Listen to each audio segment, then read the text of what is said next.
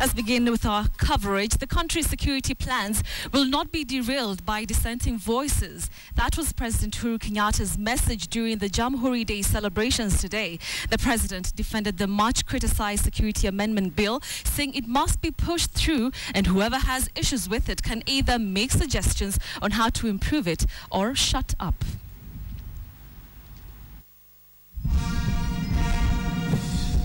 The 51st Jamhuri Day celebrations bore the hallmarks of a country driven to the edge by security.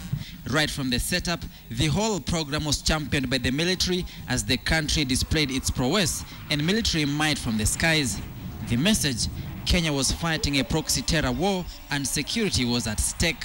Kila Mkenya pahali popote alipo ajue ya kwamba ikija kupigana vita ya adui lazima tuwe kitu kimoja. Nataka nisi hasa viongozi wenzangu, tukiwa twaja kujadilia mambo ya usalama, tuweke siasa kando. A visibly agitated president defended the anti-terror amendment bill, saying it is geared towards insulating the country from terror threats. The bill, just like the U.S. Patriotic Act, advocates for indefinite detention, interception of communication at will by the spy agency, prohibition of publishing terror victims' pictures, among others.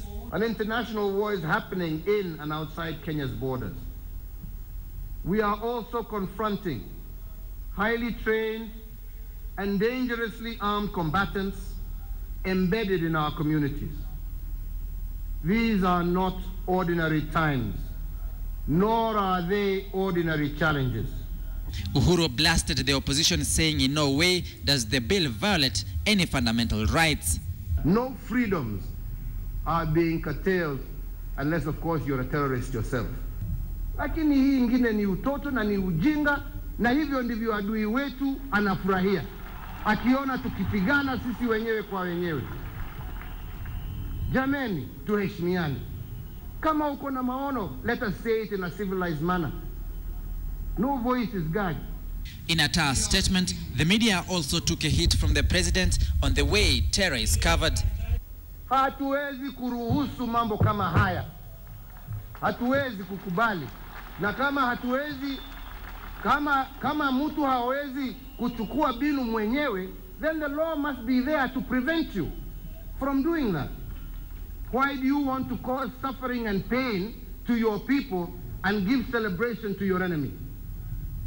Which country does that? No. Hiyo sio uhaki.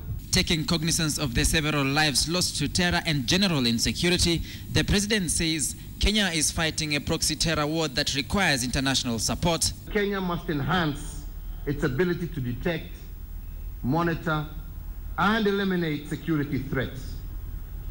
It must also possess forensic capacity to successfully prosecute terrorists. And while the country was trying to fix its security, the president rapped the International Criminal Court, saying the ICC was undoing reconciliation efforts in the country. This as the Ugandan president said he will sponsor a withdrawal motion at the Africa Union Summit to pull out all African nations from the Rome Statute.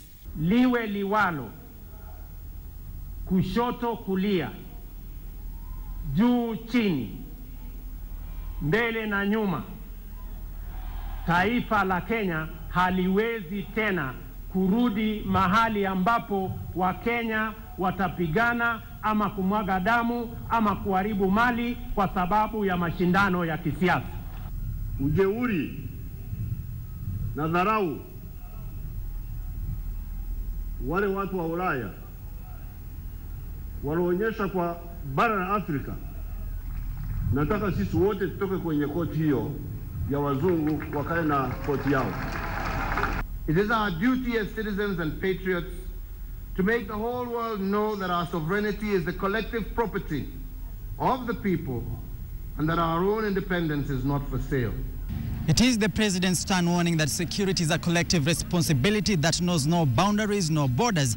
Whether called Jubilee or even the international community, the war on Al-Shabaab should be dealt with decisively.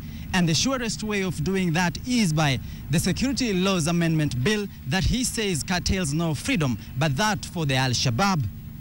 essentially the president blasting those opposed to the Security Laws Amendment Bill. Samugina, KTN, at the Nyayo National Stadium, Nairobi.